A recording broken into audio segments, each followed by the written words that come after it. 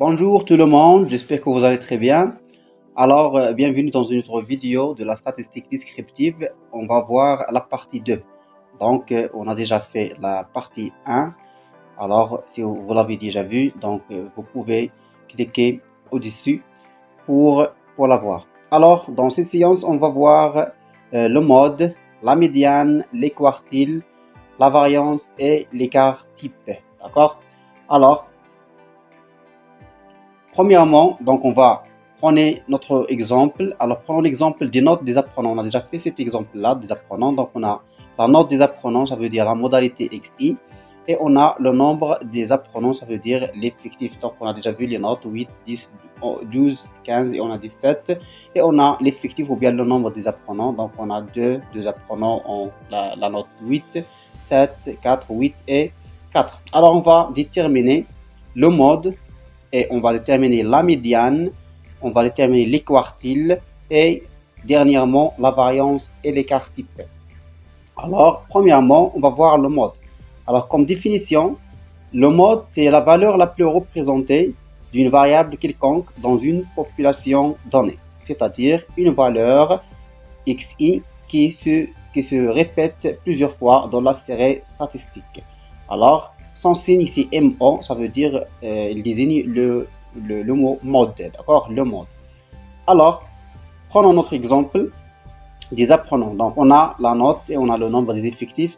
Alors, pour avoir le mode, donc, on constate alors les effectifs. Donc, on a 2, on a 7, on a 4, on a 8 et on a 4. Alors, on cherche l'effectif le plus élevé. Donc, comme vous voyez ici, on a 8, c'est l'effectif le plus élevé. Alors, le mode, c'est quoi? Le mode, c'est la note ou bien la modalité qui correspond à cet effectif le plus élevé. Ça veut dire la note 15. D'accord? Alors, c'est ça. Alors, on dit le mode MO et la note 15. C'est-à-dire que la note 15, c'est la plus représentée dans cette série ou bien la plus répétée dans cette série. Alors, comme interprétation de ce mode, on dit la modalité ou bien dans ce cas, c'est la note. Donc, la note la plus répétée dans la série est 15. D'accord? Alors, deuxièmement, on va voir la médiane. Alors, comme définition, la médiane, c'est une valeur qui sépare la série statistique en deux parties égales. C'est-à-dire, on peut séparer ou bien diviser la série statistique en deux parties qui sont égales. Alors, le signe c'est ME, ça veut dire médiane. Alors, prenons notre exemple des apprenants. Alors, pour avoir la médiane, déjà, il faut avoir le rang. C'est-à-dire, il faut déterminer le rang de la médiane. Donc, la médiane, c'est-à-dire, c'est la moitié de la série statistique. Alors, pour avoir la médiane, ME, correspond à la valeur du rang qui est n plus 1 divisé par 2. C'est-à-dire, la population, on ajoute 1 et on divise par 2.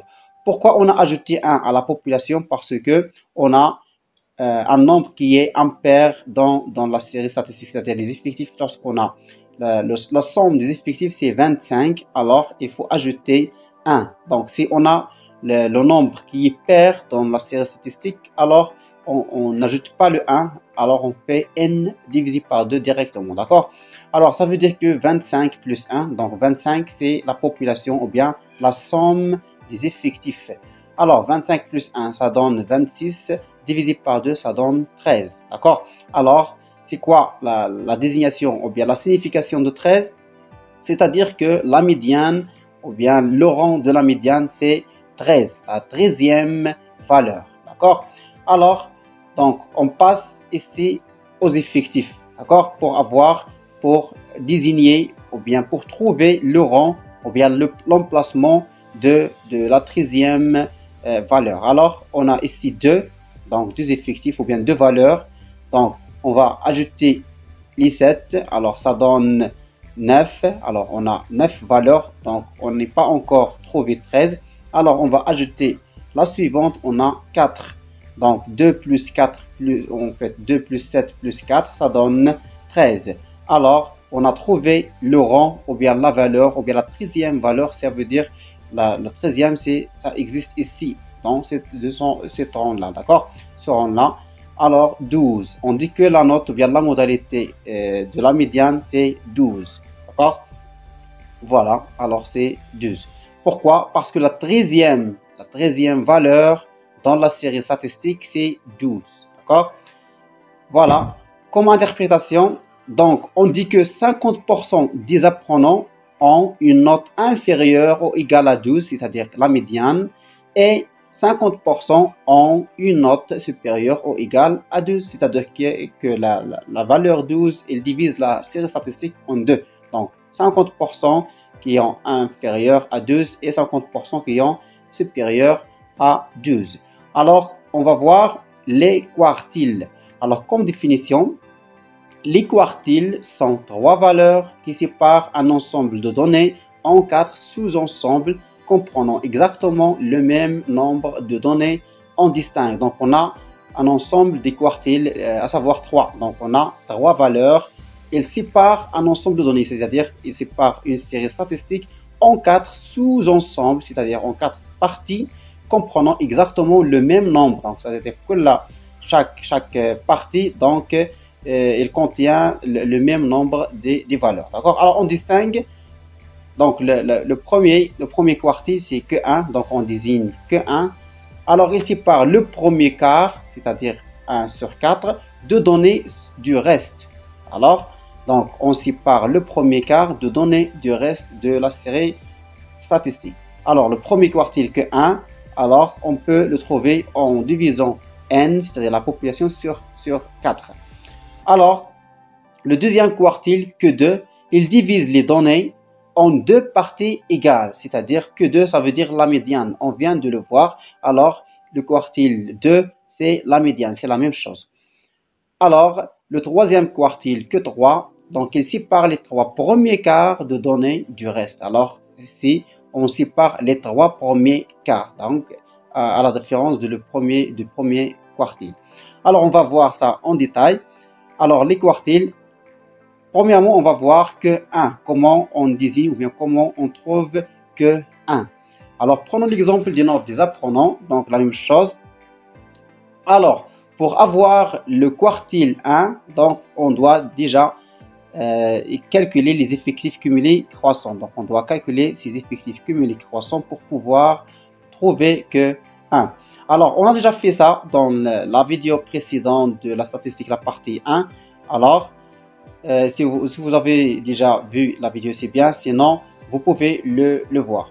Alors, les effectifs cumulés croissants, donc, on fait la somme des effectifs.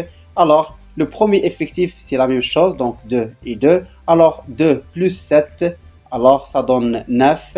Alors, 9 plus 4, ça donne 13. 13 plus 8, ça donne 21. Et 21 plus 4 est égal à 25, c'est-à-dire la population totale ou bien l'échantillon de cette étude. Alors, concernant le rang ou bien le Q1 est égal toujours n divisé par 4, c'est-à-dire la population ou bien l'échantillon de cette étude, on la divise par 4 est égal. Alors 25, c'est-à-dire la population totale, divisé par 4, ça donne 12,5. C'est-à-dire quoi? C'est-à-dire que le premier quartile, donc on a le rang 12,5.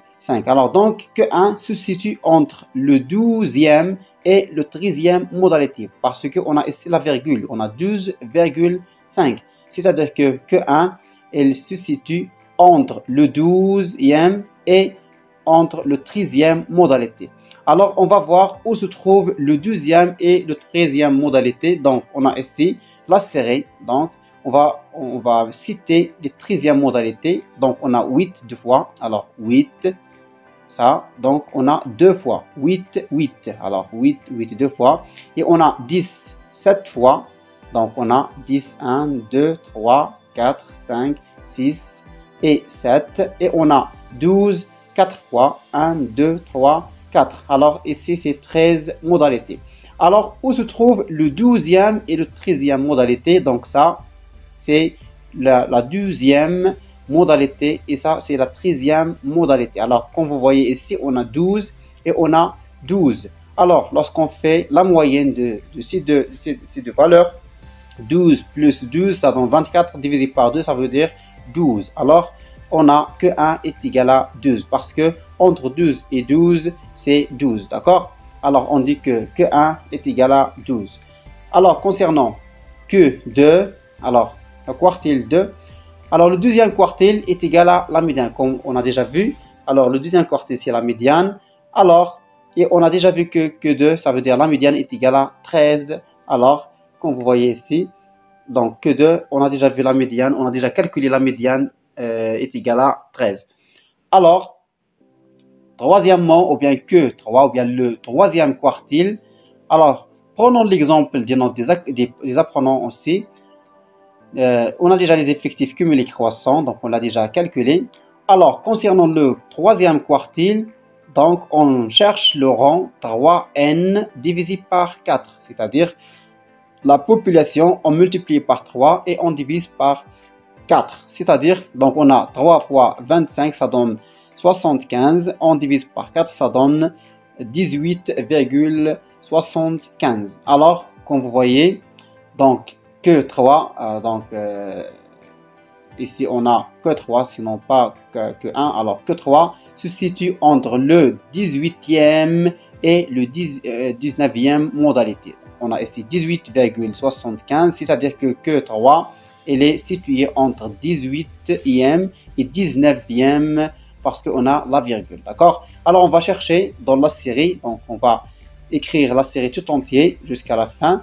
Alors on a 8, 8, 10, 7 fois, et on a 12, 4 fois, et on a 15, 8 fois, donc jusqu'à ici, et on a 17, 4 fois. Alors on cherche le 18e modalité, donc la 18e à point. Alors la 18e modalité, c'est ici. Donc on a 18e et on a 19e. Alors entre 15 et 15, donc on dit que 3 est égal à 15. D'accord? Parce qu'on a 15 et 15, c'est la même modalité. Alors on dit que 3 est égal à 15. Alors on passe à la variance. Alors comme une définition, donc la variance est une mesure de la dispersion des valeurs d'un échantillon. Alors, pour mesurer la dispersion d'une valeur, ou bien des valeurs d'un échantillon, ou bien d'une population statistique, alors on utilise la variance ou bien l'écart-type, évidemment, parce que on fait, pour calculer l'écart-type, on doit d'abord calculer la variance. Alors, c'est ça concernant la formule pour calculer la variance. Donc, on a sigma carré, donc ce signe il s'appelle sigma, donc sigma carré est égal V, ou bien on peut écrire V, juste V, ou bien Vx, ou bien var x. Donc, tout ça se définit, ou bien on peut dire c'est la variance. Donc, ça, sigma carré, ou bien V, ou bien Vx, ou bien variance de x. Alors, concernant la formule, on dit V ou bien sigma carré ou bien Vx ou bien variance x est égal quoi? Donc 1 sur n, c'est-à-dire 1 sur la population, fois, donc on multiplie par la somme, donc la somme de i est égale à 1 jusqu'à n, c'est-à-dire toutes les modalités, de xi moins x bar, donc au carré. Donc c'est ça la formule, il faut bien la retenir par cœur. Alors, je reprends. Alors, la variance est égale à 1 sur la population multiplié par la somme de i est égale à 1 jusqu'à n des xi moins x bar au carré. D'accord? Alors, on va voir comment ça se calcule. Alors, ou bien une autre formule, donc on a deux formes de cette formule. Alors, la variance est égale à 1 sur n, ça veut dire la population, fois la somme de i est égale à 1 jusqu'à n de xi carré, d'accord, moins x bar au carré. Donc c'est la même chose, donc on obtient les mêmes résultats. Alors on va voir comment ça se calcule. Donc prenons l'exemple des notes des apprenants. Alors pour pouvoir, comme vous voyez ici, alors on doit déjà calculer, il faut tout d'abord calculer xi moins x bar au carré. Ça veut dire quoi? On a xi, donc chaque modalité, on doit calculer son xi moins x bar au carré. Pour ce faire, il faut déjà calculer x bar. Donc lorsqu'on parle de x bar, on parle de la moyenne, c'est-à-dire la moyenne arithmétique. Alors, calculons x bar. On doit déjà calculer x bar. Alors, x bar est égal quoi? Donc, lorsqu'on veut calculer x bar, on prend la modalité, on multiplie par l'effectif, donc la somme, et on divise par la somme des effectifs, c'est-à-dire la population. Alors, on a 8 fois 2, donc la première modalité, plus 10 fois 7, donc plus 12 fois 4, et plus 15 fois 8, plus 17 fois 4. Alors, comme vous voyez ici, c'est ça. Donc, 8 fois 2, plus 10 fois 7, plus 12 fois 4, plus 15 fois 8, plus 17 fois 4. Donc, on divise par 25, c'est-à-dire la population totale ou bien l'échantillon. D'accord? Alors, ça égale à quoi? Donc, lorsqu'on fait ce calcul-là, donc on obtient 322. Donc, 322 divisé par 25. Alors, lorsqu'on fait la division, donc 322 divisé par 25, ça donne 12,88. Alors, ça, c'est quoi? Ça, c'est x bar. Ça veut dire cette valeur-là, x bar. Alors, maintenant, qu'est-ce qu'on va faire? On va faire xi. Alors, on a xi ici, moins cette valeur. Alors, 8 moins 12,88, d'accord, au carré. Lorsqu'on fait ça, alors on a 8, il est inférieur à 12,88, alors on obtient un nombre qui est moins, c'est-à-dire un nombre négatif, d'accord. Alors, 8 moins 12,88 carré, ça donne 23,81. La même chose ici, on fait 10 moins 12,88 au carré, ça donne ici 8,29. La même chose, 12 moins 12,88 au carré ici, alors ça donne 0,01. Donc la même chose, 15 moins 12,88 au carré, alors ça donne 4,49. Et la même chose, 17 moins 12,88 au carré, alors ça donne 16,97. Alors ça, c'est la classe ou bien la ligne des x et moins x bar. Il faut la faire tout d'abord pour pouvoir calculer la variance. Alors, donc, on va faire ici, donc on a calculé les x et moins x bar, donc on va faire la somme des x et moins x bar au carré, d'accord? Alors la somme des x et moins x bar au carré, c'est-à-dire 23,81 plus ça, plus ça, plus ça et plus ça. Donc ça donne 53,57, d'accord? Alors ça, c'est la somme. Maintenant, on va faire, donc on a la variance est égale 1 sur n fois cette somme-là. D'accord? Alors, 1 sur n, c'est-à-dire la variance est égale 1 divisé par 25, qui est la population, donc multiplié par la somme des x et moins x bar au carré, c'est cette somme-là. D'accord? C'est ça qu'on a obtenu. 20, en fait, 53,57. Alors, est égal à 2,14. Alors, ça, c'est la variance. Donc, la variance est égale à 2,14. Alors, on passe à l'écart type. Alors, comme définition, l'écart type est la moyenne des écarts par rapport à la moyenne. Alors, c'est une moyenne des écarts par rapport à la moyenne. Elle est définie comme la racine carrée de la variance. C'est-à-dire, il y a une relation entre la variance et l'écart type, comme j'ai déjà vu. J'ai déjà dit qu'il y a un rapport ou bien une relation entre les deux. Alors, donc la formule c'est très simple. Donc on a ici sigma 100 carré. Donc on a sigma juste est égal à la racine carrée de la variance. C'est ça la formule de l'écart type. C'est très simple. Alors, prenons ici notre exemple. On a déjà la variance est égale donc 2,14. Donc on a la variance est égale à 2,14. Alors l'écart type est égal la racine carrée de la variance, c'est-à-dire la racine carrée de 2,14 qui est égale à 1,46. Donc ça, c'est l'écart type.